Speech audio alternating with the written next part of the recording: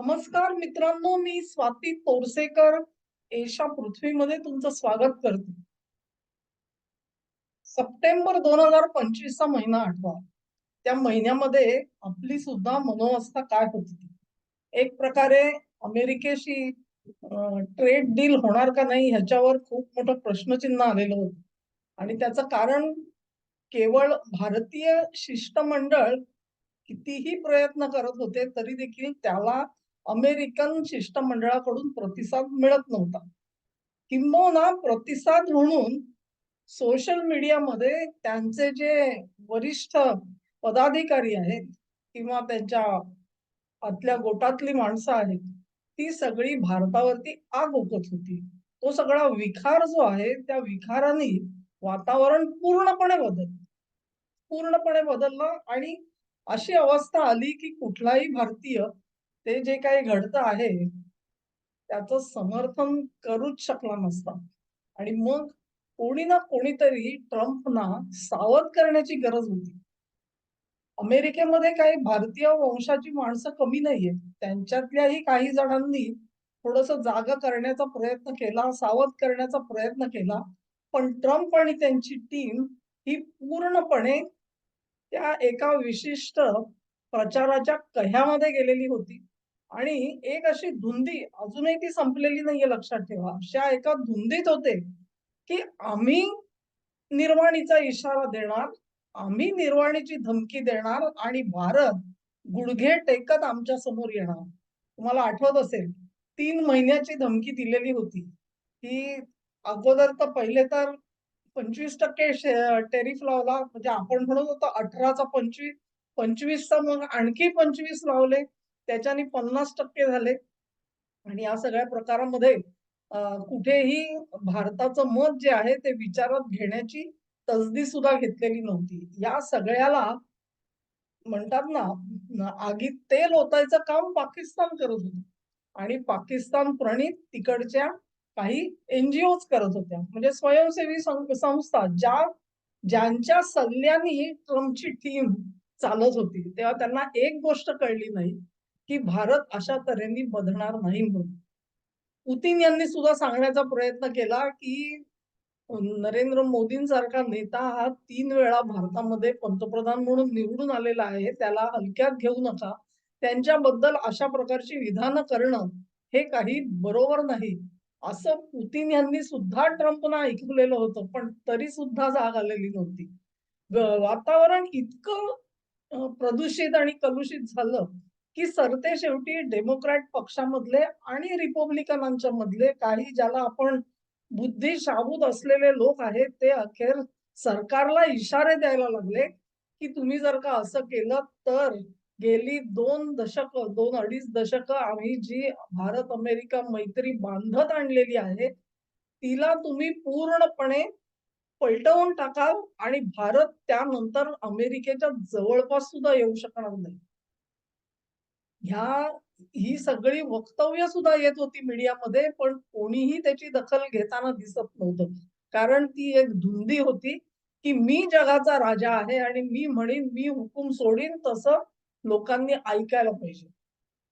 या सगळ्या वातावरणाचा परिपाक असेल किंवा काय असेल, पण मोदींनी एक गोष्ट करायचं ठरवलं.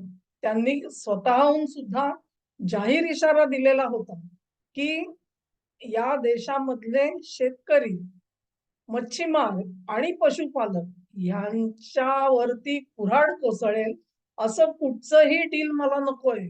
मला कल्पना आहे, की मी ही जी भूमिका घेतो आहे त्याच्यामुळे वैयक्तिकरित्या मला हानी पोहोचणार आहे.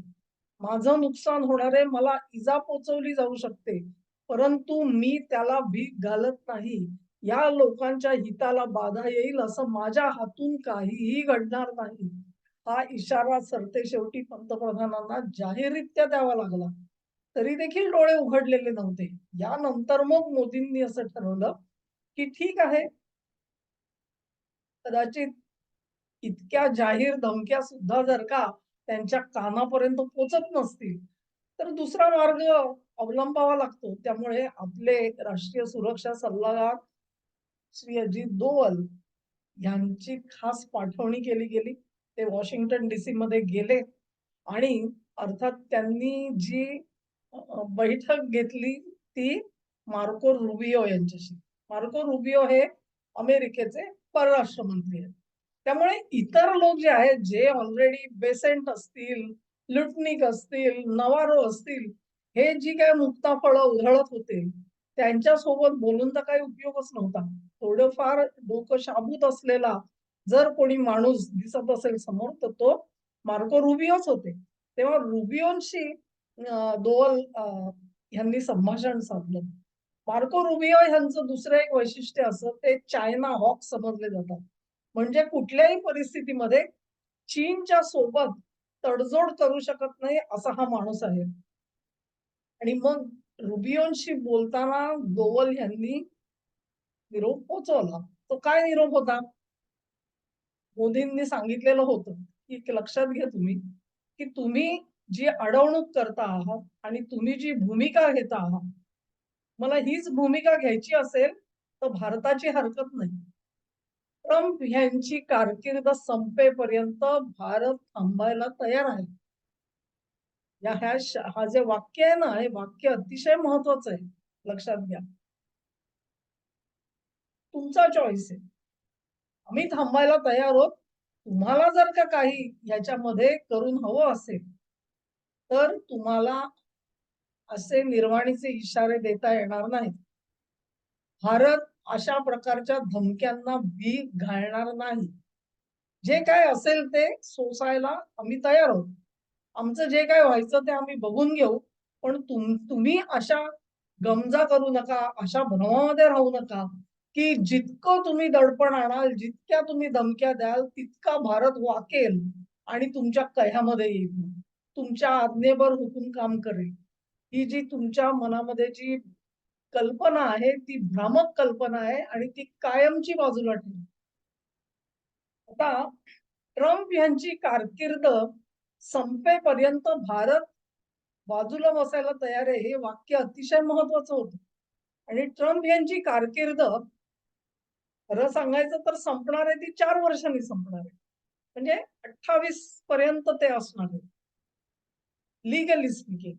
पण परिस्थिती कशी आहे अमेरिकेमध्ये? म्हणजेच भारताने मनाची तयारी केलेली होती, की ठीक आहे 2028 पर्यंत आमच्या प्रयत्नांना काही यश येणार नाही. हे आम्ही आता गृहीत धरून पुढे चालू. पुढे चालू म्हणजे काय? ते स्पेल आउट केलेलं नाहीये कोणी.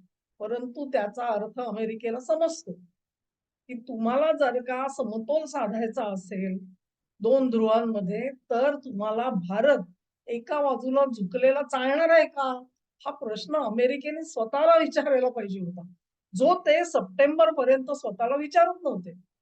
दोवल यांच्या इशाऱ्यानंतर थोडीशी जाग आलेली दिसली. दुसरा मुद्दा, ट्रम्प यांची लीगल कारकीर्द जरी 28 पर्यंत असली तरी देखील इन जनरल अमेरिकेमध्ये असं म्हटलं जातंय, की या वर्षीच्या मिड टर्म इलेक्शन मध्ये जर का यश मिळालं नाही, तर ट्रम्प यांना बाजूला व्हावं लागेल आणि त्यांची जागा जी आहे, अनेक जण म्हणतायत JD व्हॅन्स घेतील म्हणून. मला नाही वाटत. माझा अंदाज असा आहे, की ही जागा जी आहे ती कदाचित मार्को रुबियोंना मिळू शकेल. त्यांना दोन भेटले. तेव्हा ट्रम्प यांची कारकीर्द संपेपर्यंत आम्ही बाहेर बसायला तयार आहोत. ह्याचा अर्थ खूप मोठा आणि व्यापक आहे, हे लक्षात घ्या. या 3 वर्षामध्ये तुम्ही जर का हाच प्रकार चालू ठेवलात, तर भारत कुठपर्यंत जाईल सांगता येणार नाही. हे कन्क्लुजन अमेरिकेने काढायला हवं होतं अगोदरच, ते काढलं नाही. त्यामुळे व्यक्तिगतरित्या भेटून हा संदेश द्यावा लागला. पण त्याचाच दुसरा अर्थही असा आहे, की आम्ही अजून सुद्धा निपक्षपाती आहोत, मध्यवर्ती आहोत, अलिप्त आहोत. आम्ही ना या ध्रुवामध्ये आहोत, ना या ध्रुवामध्ये आहोत. हाही इशारा त्यांनी दिला, की आम्ही अजून झुकलेले नाही. अजून झुकलेले नाही आहोत आणि अजूनही आम्हाला अमेरिका मैत्री हवीशी आहे, जितकी आम्हाला चीन किंवा रशियाशी हवी आहे. तेव्हा हा समतोल राखायला भारत तयार आहे. जर तुम्ही तयार असाल, तर ह्याच्यामध्ये काही प्रगती होईल. अन्यथा डील संपलं असं आम्ही ट्रम्पची कारकीर्द संपेपर्यंत गृहीत धरलेलं आहे. हा जेव्हा इशारा दिला गेला त्यानंतर मार्को रुबियो कदाचित स्वतः ट्रम्प यांना भेटून त्यांनी त्यांच्या कानावरती गोष्टी घातल्या असतील. त्याच दरम्यान मग तुम्हाला आठवत असेल सर्जिओ गोर यांची नेमणूक झाल्याच्या बातम्या आल्या. कारण ट्रम्पना अचानक एक रिव्हिलेशन झालं, म्हणजे त्यांना लक्षात आलं की भारतामध्ये नेमकं काय चाललेलं आहे त्याचं पूर्ण आणि प्रामाणिक जे काही रिपोर्टिंग आहे ते आपल्यापर्यंत येत नाहीये, ही त्यांची भावना झाल्यामुळे भारतामध्ये जे काही होत आहे ते प्रामाणिकपणे आपल्या कानापर्यंत पोचवू शकेल अशा माणसाची इथे नेमणूक केली गेली. आणि दोवल यांच्या इशाऱ्यानंतर नवारो यांचं तोंड बंद झालं, लुटनिकचं तोंड बंद झालं, सगळे शांत बसलेले आहेत आता. आवाज नाही अजिबात. आणि आवाज नाही अशा अवस्थेमध्ये मग ट्रेड डील साठी धावपळ सुरू झाली. ती जी धावपळ सुरू झाली त्याच्यामध्ये भारताचे शिष्टमंडळ फार वेळा गेली नाहीत तिकडे.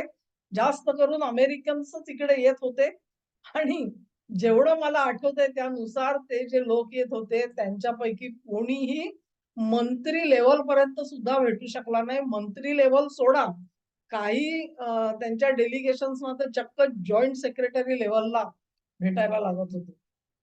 ही सगळी ही परिस्थिती काय भारताने नाही ओढून काढली. तुम्ही जर का संपूर्ण कालावधी बघा आणि फार मोठा संयम लागतो तोंडावरती आपल्या नियंत्रण ठेवायला. आणि हे नियंत्रण केवळ मोदींनी नाही ठेवलेलं, त्यांच्या एंटायर टीमने ठेवलेलं आहे, हेही लक्षात घ्या. तेव्हा अशा प्रकारे आगीत तेल घालायचं काम भारताकडून कुठूनही झालं नाही. कुठूनही अमेरिकेची जाहीर मानखंडन होईल असं आपण काहीही एकही वक्तव्य कोणी काढून दाखवू शकणार नाही. या उलट अमेरिकेकडून मात्र रोजच्या रोज अवमानना करण्याचे प्रयत्न चाललेले होते. या गर्तेत पडलेले होते सगळे संबंध, परराष्ट्र संबंध. ते अखेर पुढून उचलून वर काढायचं काम करण्यासाठी म्हणून राष्ट्रीय सुरक्षा सल्लागार डोभाल यांना मोदींनी वॉशिंग्टन डीसीला पाठवलं होतं. आणि त्यानंतर मग जहाजाने दिशा बदलली, सुकाणू फिरलं आणि त्याला म्हणतात ना की बुद्धी थोडी पाय जमिनीला लागले आणि योग्य दिशेने अजूनही पूर्ण योग्य दिशा आलेली नाहीये, लक्षात ठेवा. हेही लक्षात ठेवा, काही मोठंसं झालेलं नाहीये. अग्रीमेंट करू असं सांगितलं गेलेलं आहे. ज्या तऱ्हेने दिशाभूल चाललेली आहे आणि खास करून रशियन तेल खरेदीच्या संबंधाने त्याचा मी वेगळा व्हिडिओ बनवते आहे, तो तुम्ही जरूर बघा. हा व्हिडिओ सुद्धा तुम्हाला आवडला असेल अशी आशा करते. आवडला असेल तर लिंक शेअर करा, व्हिडिओला लाईक करा, चॅनेलला सबस्क्राईब करा आणि तुमचं सहकार्य माझ्यासोबत असंच राहू द्या. नमस्कार.